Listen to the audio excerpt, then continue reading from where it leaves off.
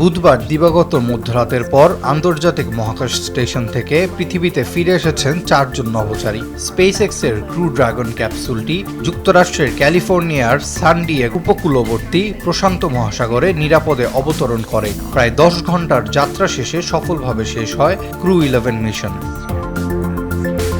এই মিশনের বিশেষত্ব এক জায়গাতেই, নাসার ইতিহাসে প্রথমবারের মতো কোনো নভোচারীর গুরুতর অসুস্থতার কারণে নির্ধারিত সময়ের কয়েক সপ্তাহ আগেই মিশন শেষ করতে বাধ্য হল সংস্থাটি। গোপনীয়তা রক্ষার্থে অসুস্থ নভোচারীর পরিচয় কিংবা রোগের ধরন প্রকাশ করেনি নাসা। তবে কর্মকর্তারা জানিয়েছেন এই অসুস্থতা কোনো কাজ সংক্রান্ত আঘাতের ফল নয়।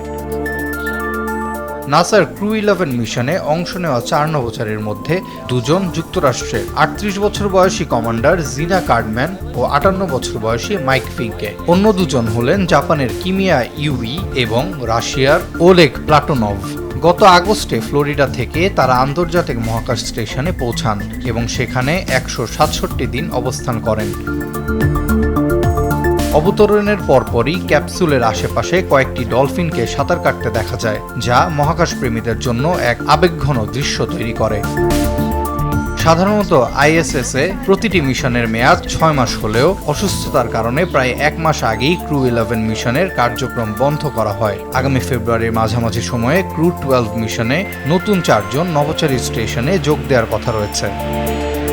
2000 সাল থেকে যুক্তরাষ্ট্র, রাশিয়া, ইউরোপ ও জাপানের যৌথ উদ্যোগে পরিচালিত আন্তর্জাতিক মহাকাশ স্টেশন পৃথিবী থেকে প্রায় 400 কিলোমিটার উচ্চতায় গবেষণাগার হিসেবে কাজ করে আসছে।